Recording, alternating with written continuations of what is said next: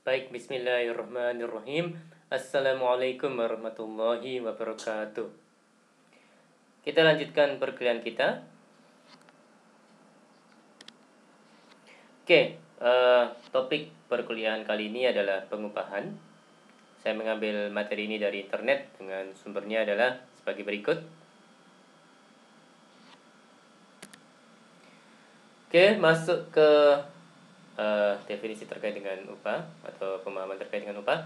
Hak pekerja atau buruh yang diterima dan dinyatakan dalam bentuk uang sebagai imbalan dari pengusaha atau pemberi kerja kepada pekerja atau buruh yang ditetapkan dan dibayarkan menurut suatu PK, kesepakatan atau peraturan perundang-undangan termasuk tunjangan bagi pekerja atau buruh dan keluarganya atas suatu pekerjaan dan atau jasa yang telah atau akan dilakukan.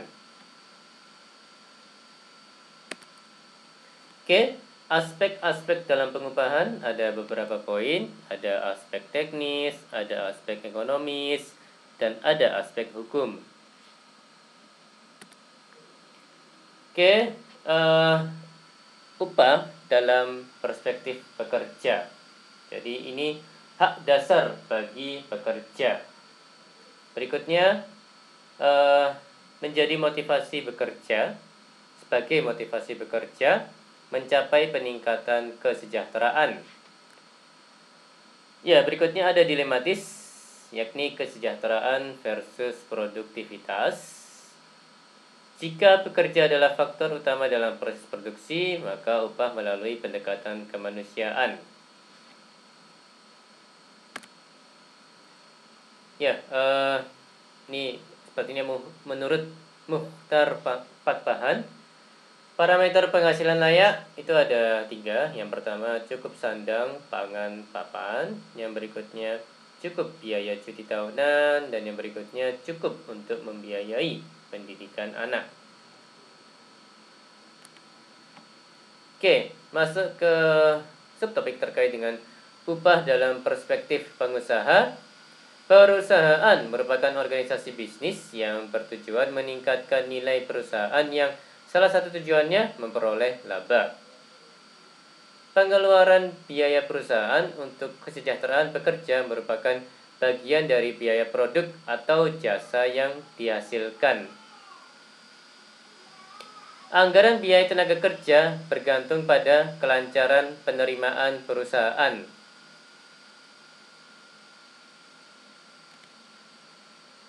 Tidak sekedar how to get maximum profit, ada juga keseimbangan agar tidak terjadi kesenjangan dan ketimpangan sosial. Jika terjadi kesenjangan, maka mengganggu kelangsungan perusahaan dan ketenangan pekerja. Ya, tentunya dalam bekerja ya Mas Mbak. Kemampuan real perusahaan dan mensejahterakan pekerja, ya ini harus balance, harus seimbang gitu ya Mas dan Mbak sekalian.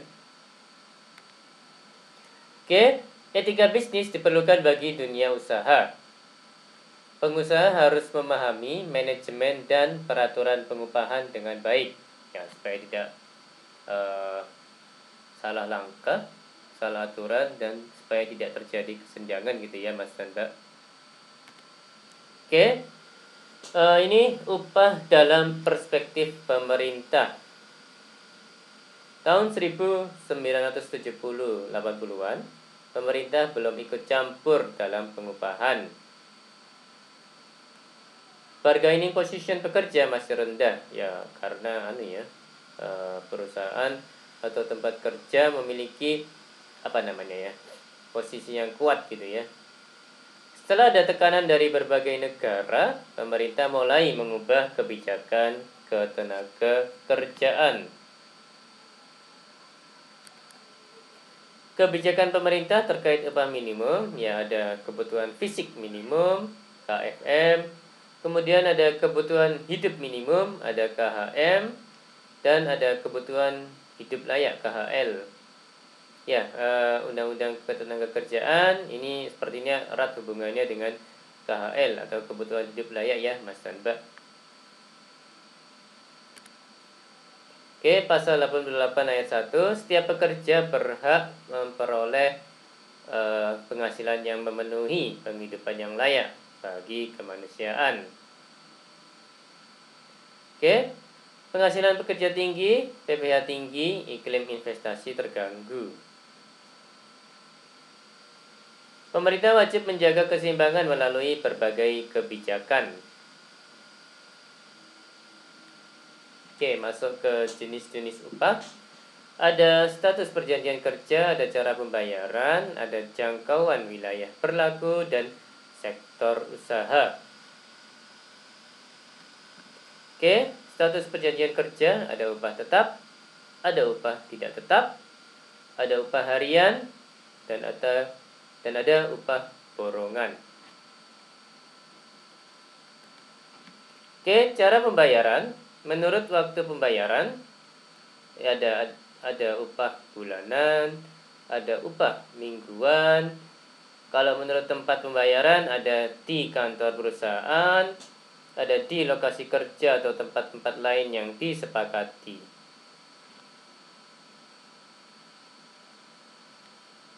Oke, menurut jangkauan wilayah berlaku, ada upah minimum provinsi (UMP) dan ada upah minimum kabupaten atau kota (UMK). Kalau menurut berdasarkan sektor usaha, kalau saya tidak salah, ada upah minimum sektoral provinsi (UMSP) dan ada upah minimum sektoral kabupaten atau kota (UMSK). Oke, masuk ke pembahasan terkait asas pengupahan. Hak menerima upah timbul pada saat adanya hubungan kerja dan berakhir pada saat hubungan kerja putus. Pengusaha tidak boleh melakukan diskriminasi upah bagi buruh laki-laki dan perempuan untuk jenis pekerjaan yang sama. Upah tidak dibayar apabila buruh tidak melakukan pekerjaan. Asas no work, no pay. Pengusaha dilarang membayar upah lebih rendah dari ketentuan upah minimum. Ya, misalnya UMR, upah minimum regional ya, Mas dan Mbak. Komponen upah terdiri dari upah pokok dan tunjangan tetap. Pelanggaran yang dilakukan oleh buruh karena kesengajaan atau kelalaiannya dapat dikenakan denda. Ya, misalnya salah produksi gitu ya, atau salah proses produksi gitu, sehingga produk yang dihasilkan cacat gitu ya, produknya tidak sempurna ya. Jadi itu bisa jadi akan kena denda kalau disebabkan oleh kesengajaan atau kelalaian dari buruh atau pekerja ya, Mas dan Mbak ya. Oke, pengusaha yang karena kesengajaannya atau kelalaiannya mengakibatkan keterlambatan pembayaran upah dikenakan denda sesuai dengan persentase tertentu dari upah pekerja. Perusahaan pilot atau dilikuidasi berdasarkan peraturan perundang-undangan yang berlaku, maka upah dan hak-hak buruh lainnya merupakan hutang yang didahulukan pembayarannya.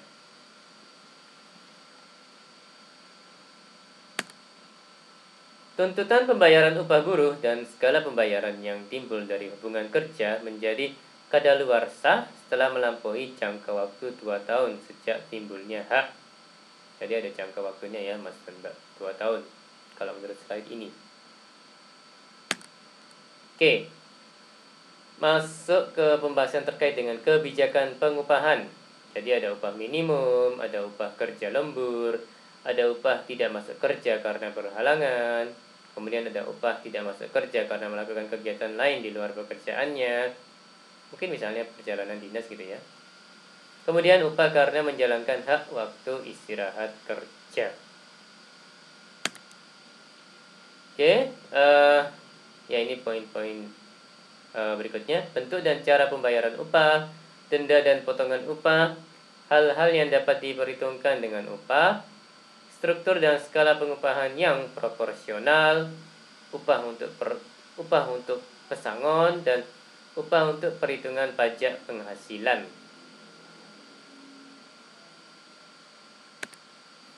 Oke. Ini terkait dengan penetapan upah minimum. Ya, perlu mempertimbangkan A. Kebutuhan hidup minimum, B. Indeks harga konsumen, C. Kemampuan perkembangan dan kelangsungan perusahaan, D. Upah pada umumnya yang berlaku di daerah tertentu dan antar daerah, E. Kondisi pasar kerja, F. Tingkat perkembangan perekonomian dan pendapatan per kapita.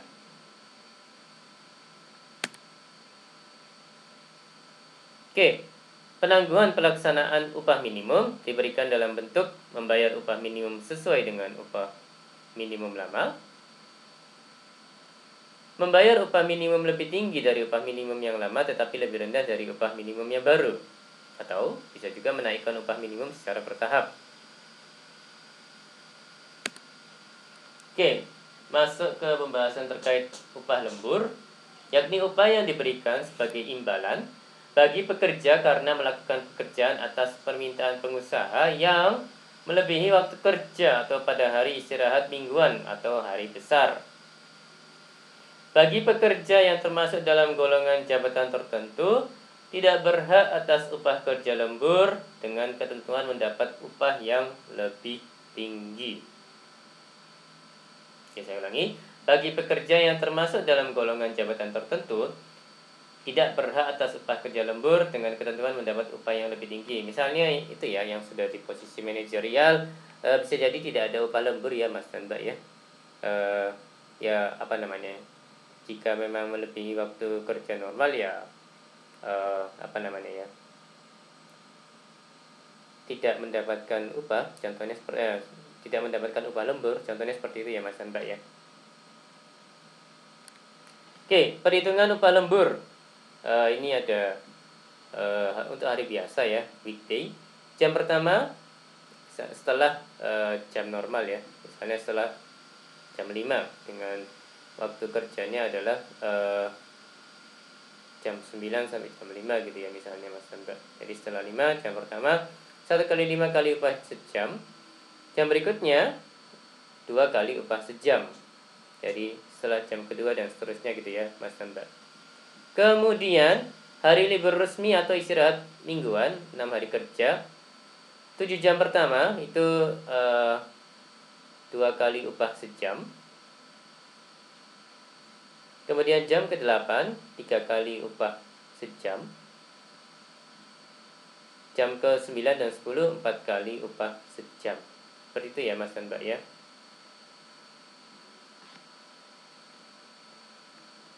Oke.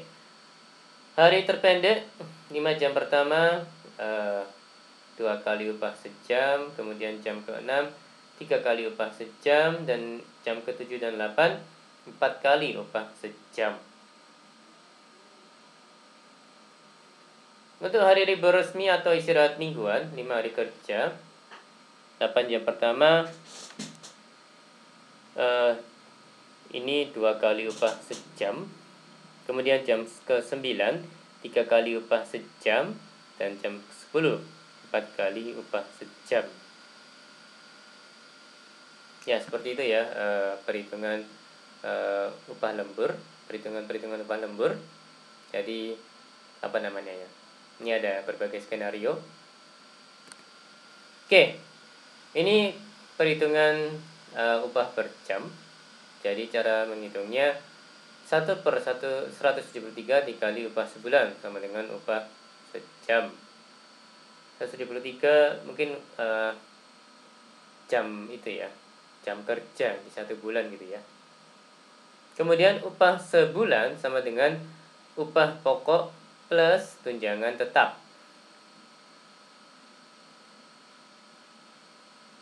Contoh UP ini upah pokok ya sepertinya. TT sama dengan tunjangan tetap. Jadi UP sama dengan 500.000, di TT sama dengan 125.000. Jadi untuk apa namanya ya? Upah sejamnya berarti 500.000 ditambah 125.000 dibagi dengan 173, didapatkan upah sejamnya adalah 3.612,71. Seperti itu ya Mas dan Mbak. Seperti itu Mas dan Mbak sekalian.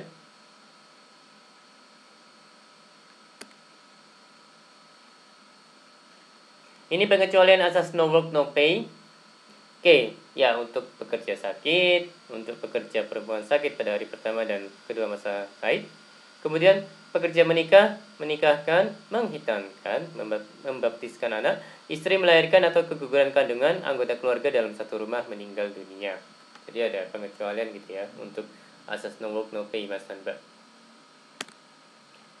Oke, ada juga pekerja sedang melaksanakan kewajiban negara, misalnya wajib militer gitu ya Mas dan Mbak ya.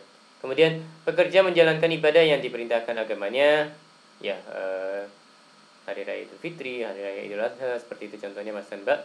Kemudian pekerja bersedia melakukan pekerjaan yang diperjanjikan tetapi pengusaha tidak mempekerjakannya. Ini karena satu dan lain hal, jadi pekerjaan yang semula sudah di agree gitu ya, di agreement kan, sudah disetujui oleh kedua belah pihak, tiba-tiba karena satu dan lain hal, misalnya ya ya karena pandemi ini jadi tidak bisa dilaksanakan gitu ya, tidak jadi dilaksanakan. Nah, dalam kasus seperti ini sepertinya pengusaha tetap harus membayarkan gitu ya.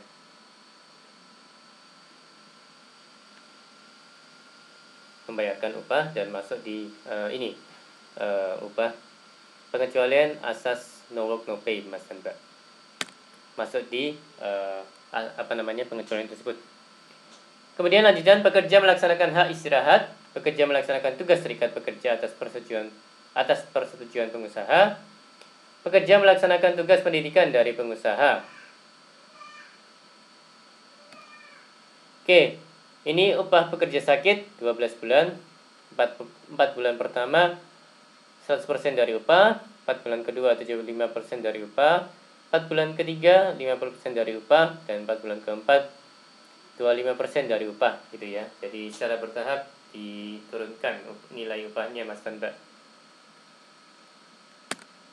Oke, kewajiban membayar upah menikah dibayar untuk 3 hari. Menikahkan anak, menghitankan anak, membaptiskan anak, istri melahirkan atau gugur kandungan, suami atau istri, orang tua atau mertua, anak atau menantu meninggal dunia, dibayar untuk 2 hari. Anggota keluarga satu rumah meninggal dunia, dibayar untuk 1 hari. Oke, terkait dengan pembahasan terkait dengan keterlambatan pembayaran upah. Pengusaha karena kesengajaan atau kelalaiannya terlambat membayar upah, maka dikenakan denda. Persentasenya 5% per hari keterlambatan untuk hari ke-4 sampai ke-8, 1% per hari keterlambatan untuk hari ke-9 dan seterusnya, dengan catatan tidak boleh melebihi 50% dari upah keseluruhan yang seharusnya diterima pekerja. Lebih dari 2 bulan, maka selain denda harus membayar bunga. Oke, kadaluarsa tuntutan pembayaran upah. Tuntutan pembayaran upah pekerja atau buruh dan segala pembayaran yang timbul dari hubungan kerja menjadi kadaluarsa setelah melampaui jangka waktu 2 tahun sejak timbulnya hak. Oke, pengawasan pelaksanaan upah. Pengawasan pelaksanaan upah ada 2 kategori.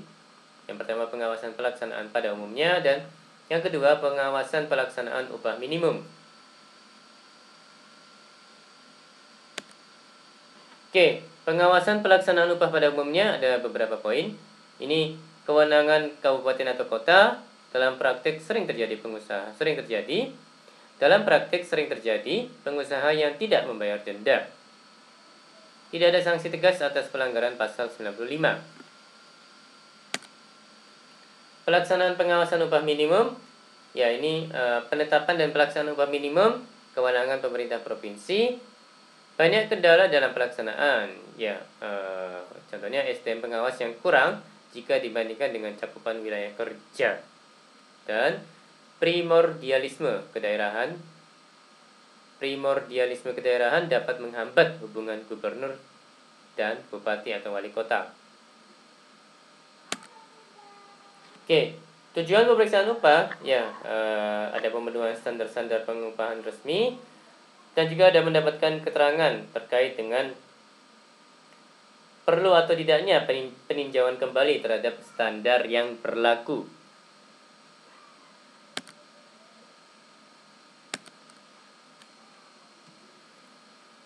Baik, demikian perkuliahan hari ini Mas dan Mbak. Terima kasih atas perhatiannya. Mohon maaf atas kata-kata yang salah. Kita jumpa lagi insyaallah next time. Wassalamualaikum warahmatullahi wabarakatuh.